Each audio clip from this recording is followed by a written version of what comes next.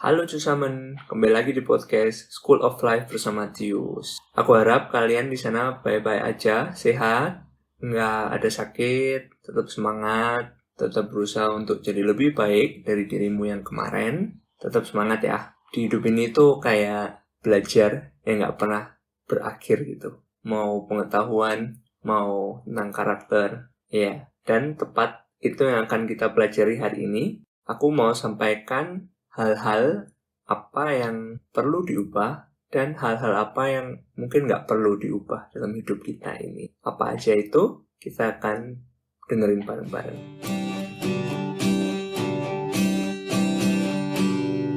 Oke, kita mulai aja dari hal yang tidak perlu kita ubah. Di sini aku ada 3 hal yang mau aku sampaikan.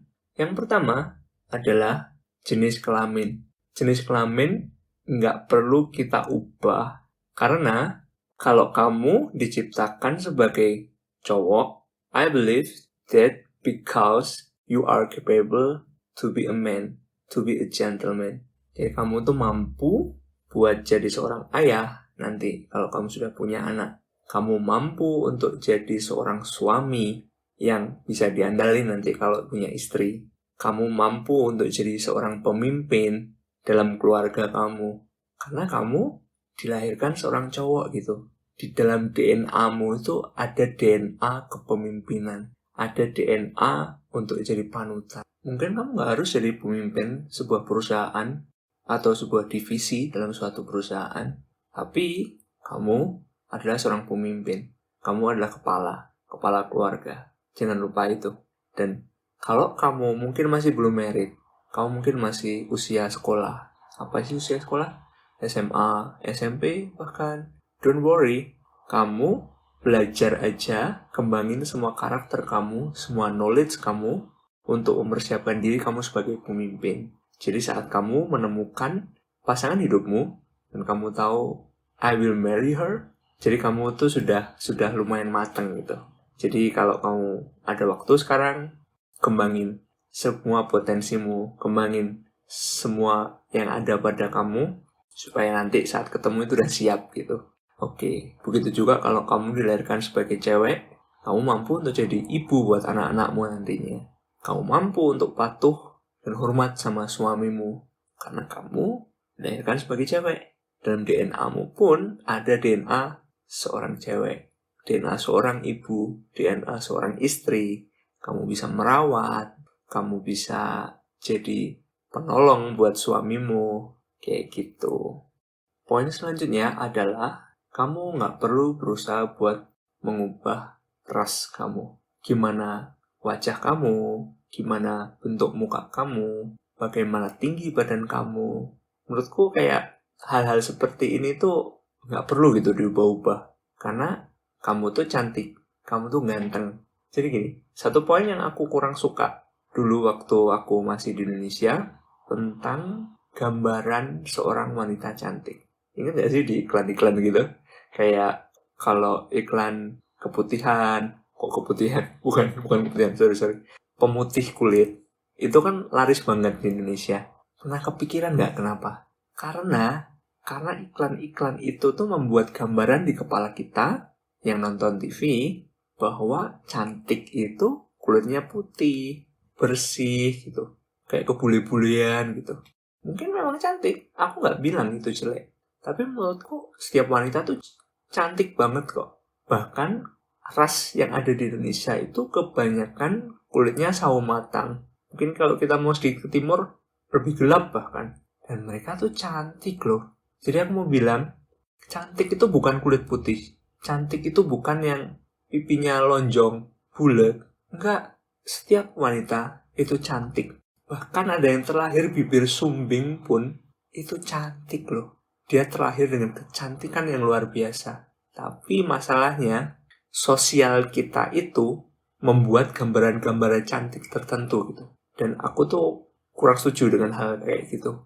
Mau top model kayak gimana yang di TV kelihatan badannya wah, bokongnya gede, susunya gede, ya toh. Tetap kalau orang bilang saat dia buang air besar bau, percaya deh mau kayak gimana. Dan aku cuma mau sampaikan kecantikan jasmani itu bisa menipu loh. Hati-hati. Buat cowok-cowok ya, please jangan cuma lihat cewek dari luar doang. Karena percaya deh, saat kamu menikah, kamu ketemu tiap hari, itu yang jadi pertama nih cantik, yang kamu anggap cantik itu sudah jadi biasa.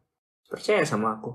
Bukan berarti dia nggak cantik lagi, tapi otak kamu itu sudah berpendapat bahwa it doesn't matter anymore. Kecantikan itu, fisik luar itu nggak matter lagi. Karena saat kamu menikahi seseorang, kamu menikahi pribadinya, kamu menikahi kelemahannya, kamu menikahi kelebihannya, dan kamu akan punya waktu banyak banget untuk mempelajari itu semua seumur hidupmu kalau bisa. Oke, demikian juga buat kamu para cewek-cewek, nggak perlu lihat cowok badan seksi, olahragawan gitu. I mean, it's good, bagus banget kok. Orang lihat itu, orang bilang lihat buku jangan dari covernya doang. Iya, tapi kalau nggak lihat covernya susah soalnya semua disegel kan dari luar. Tapi kasih kesempatan, taruh di mindset bahwa ganteng itu nggak cuma dari fisiknya doang.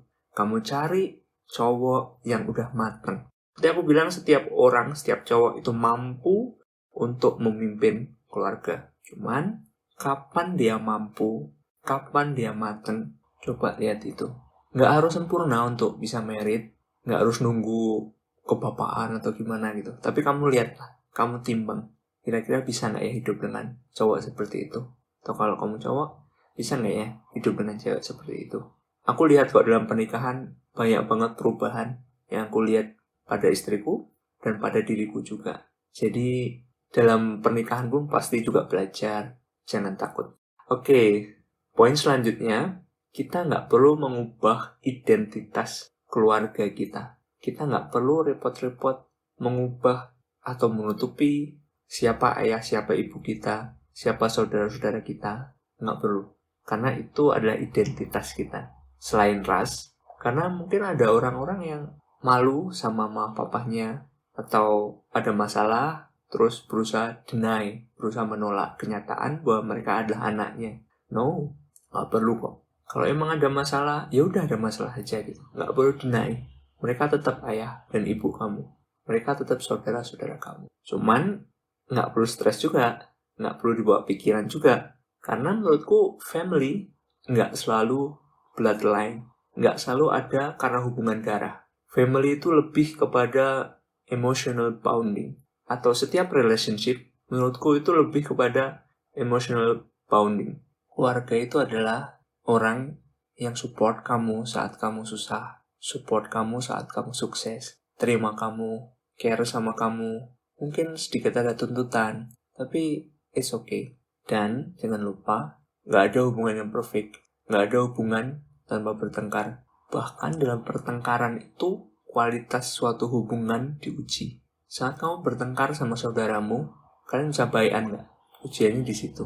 Kalau kalian nggak bisa baikan, mungkin kualitas hubungan kalian emang nggak terlalu baik. Demikian juga buat orang lain, nggak cuma dalam keluarga doang, sama pasangan. Saat kalian bertengkar, tahan uji nggak?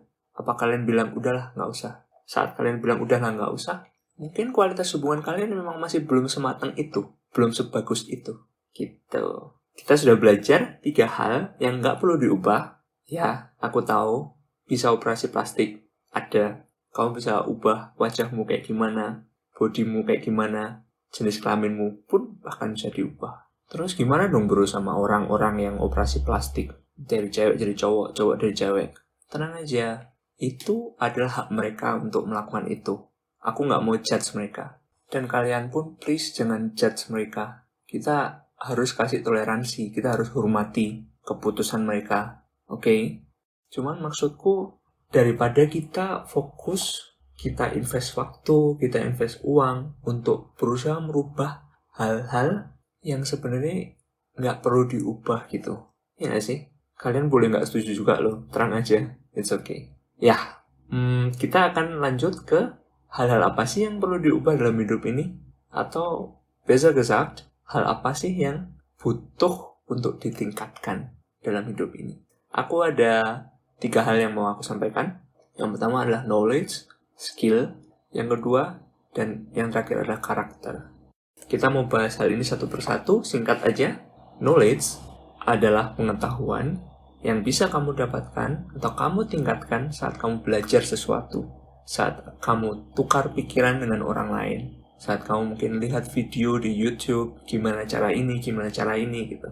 Pengetahuan yang baru, pengetahuan yang bertambah, itu akan meningkatkan your knowledge, pengetahuan kamu. Di sini, setiap kamu tahu lebih banyak, setiap kamu tahu lebih luas, itu akan membantu kamu dalam membuat referensi dalam hidup ini. Cara berpikir kamu itu nggak lagi sempit, tapi luas gitu. Kamu jadi mudah memahami, mudah mengerti hal-hal yang sebelumnya kamu nggak ngerti, atau yang orang lain sampaikan. Karena kamu udah punya banyak referensi gitu. Saat orang ngomong, kamu nangkep, oh kira-kira kesini, karena aku pernah baca ini. Saat dia ngomong, oh kira-kira tentang ini. Jadi itu keuntungan kalau kamu punya knowledge yang gede. Kamu bisa ngomong sama banyak orang. Kamu bisa nyambung ngomong sama banyak orang lebih tepatnya. Demikian juga tentang skill. Skill adalah keahlian yang hanya meningkat kalau kamu melakukan sesuatu.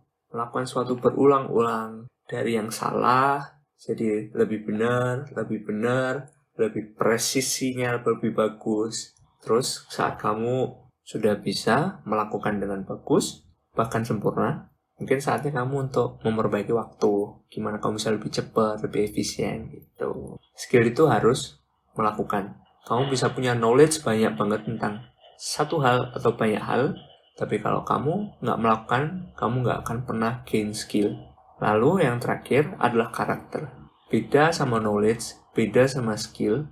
Karakter itu semakin diasah, semakin ditempa saat kamu mengalami sesuatu. Meistens, atau kebanyakan, saat kamu mengalami hal-hal yang tidak mengenakkan kamu, tidak membuat kamu nyaman.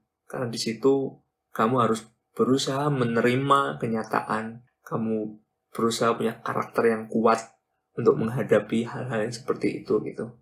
Contoh yang paling gampang dan mungkin kamu sering dengar, ada 2 orang anak 10 tahun, dua-duanya sekolah di sekolah yang sama. Yang satu tiap hari diantar naik mobil, di rumah les, main, besok sekolah lagi.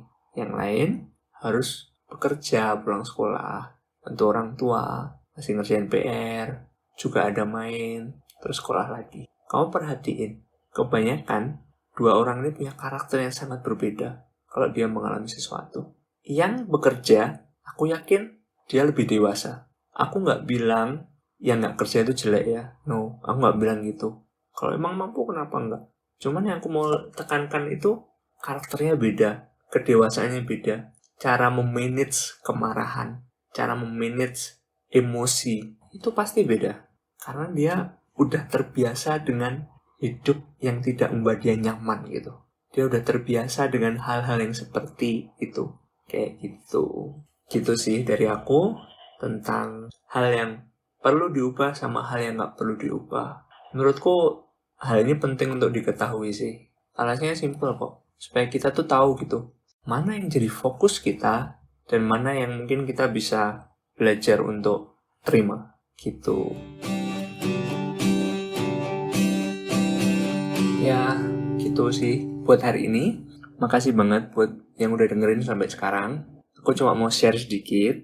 Sebenarnya kali ini aku tuh mau cerita hal yang lain, yaitu tentang lingkaran hubungan atau circle relation atau relation cycle ya bahasa Inggrisnya. Ya, antara itu sama itulah. Terus saat aku nyiapin, aku tuh ngeh gitu. Kayak aku masih belum bisa menerapkan lingkaran hubungan ini dalam hidupku. Terus jadi ya udahlah gitu. Kayak ngapain aku cerita sesuatu yang aku sendiri nggak good at it gitu. Jadi ini buat aku adalah sebuah PR. Aku siapin, aku juga ngalamin dulu gimana sih tantangan atau benefit dari memiliki circle relation ini. Jadi nanti kalau aku udah bisa sampai situ, aku udah ada pengalaman, nanti aku share sama kalian. Jadi biar ini jadi PR-ku dulu ya. Gitu sih. Oke. Kalau kamu suka sama podcast ini, kamu bisa subscribe, bisa kasih rating, review, itu sangat buat aku jadi semangat. Ataupun kalau kritik juga membuat aku lebih baik. Dan kalau kamu merasa pengen cerita sesuatu, mindset, pengalaman yang bisa buat kita sama-sama belajar, kamu bisa langsung kirim ke email aku, tius@env-blog.com, dan aku lebih prefer kasih anonim gitu. Jadi nggak usah sebutkan nama, it's okay. Dan kalau kamu merasa terberkati dengan podcast ini atau belajar sesuatu, kamu bisa share podcast ini sama teman kamu, supaya mereka juga boleh belajar sesuatu. Okay, thank you for listening. Dan jangan lupa that you are very blessed. Bye-bye.